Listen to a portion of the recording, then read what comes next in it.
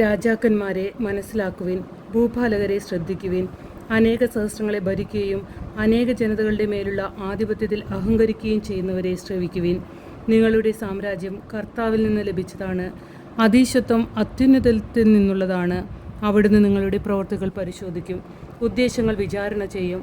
അവിടുത്തെ രാജ്യത്തിൻ്റെ സേവകന്മാർ എന്ന നിലയ്ക്ക് നിങ്ങൾ ശരിയായി ഭരിക്കുകയോ നിയമം പാലിക്കുകയോ അവിടുത്തെ ലക്ഷ്യത്തിനൊത്ത് ചരിക്കുകയോ ചെയ്തില്ല.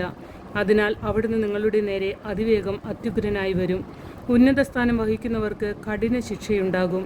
എളിയവന് കൃപയാൽ മാപ്പ് ലഭിക്കും. പ്രബലർ കഠിനമായി പരീക്ഷിക്കപ്പെടും. സകലത്തിൻ്റെയും കർത്താവ് ആരെയും ഭയപ്പെടുന്നില്ല, വലിയവനെ മാനിക്കുന്നില്ല. അവിടുന്നാണ് വലിയവനെയും ചെറിയവനെയും സൃഷ്ടിച്ചത്. അവിടുന്ന് എല്ലാവരെയും ഒന്നുപോലെ പരിഗണിക്കുന്നു. കർശനമായ വിചാരണ പ്രബലനെ കാത്തിരിക്കുന്നു. ഏകാധിപതികളെ, നിങ്ങളോടാണ് ഞാൻ പറയുന്നത്, ജ്ഞാനം അഭ്യസിക്കുവിൻ. വഴി തെറ്റിപ്പോകരുത്. വിശുദ്ധമായവ വിശുദ്ധിയോടെ ചെയ്യുന്നവർ വിശുദ്ധരാകും. അവ അഭ്യസിക്കുന്നവർ രക്ഷ കണ്ടെത്തും.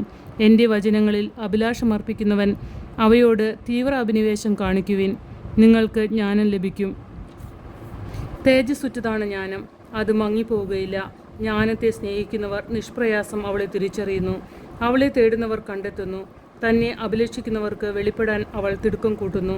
പ്രഭാതത്തിൽ ഉണർന്ന് അവളെ തേടുന്നവർ പ്രയാസം കൂടാതെ അവളെ കണ്ടുമുട്ടും. അവൾ വാതിക്കൽ കാത്തു നിൽപ്പുണ്ട്. അവളിൽ ചിന്തയുറപ്പിക്കുന്നതാണ് വിവേകത്തിൻ്റെ പൂർണ്ണത.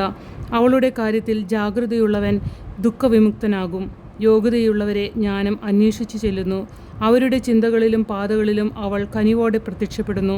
ശിക്ഷണത്തോടുള്ള ആത്മാർത്ഥമായ അഭിലാഷമാണ് ജ്ഞാനത്തിൻ്റെ ആരംഭം. ശിക്ഷണത്തെ സ്നേഹിക്കുന്നവൻ ജ്ഞാനത്തെ സ്നേഹിക്കുന്നു. അവളുടെ നിയമങ്ങൾ പാലിക്കലാണ് അവളോടുള്ള സ്നേഹം. അവളുടെ നിയമങ്ങളിലുള്ള ശ്രദ്ധ അമർത്യതയുടെ വാഗ്ദാനമാണ്. അമർത്യത മനുഷ്യനെ ദൈവത്തിങ്കിലേക്ക് അടുപ്പിക്കുന്നു. അങ്ങനെ ജ്ഞാനതൃഷ്ണ രാജ്യത്വം നൽകുന്നു. ജനതകളുടെ രാജാക്കന്മാരെ, നിങ്ങൾ സിംഹാസനവും ചെങ്കോലും അഭിലഷിക്കുന്നെങ്കിൽ ജ്ഞാനത്തെ ബഹുമാനിക്കുവിൻ. അപ്പോൾ നിങ്ങൾ എന്നേക്കും ഭരണം നടത്തും.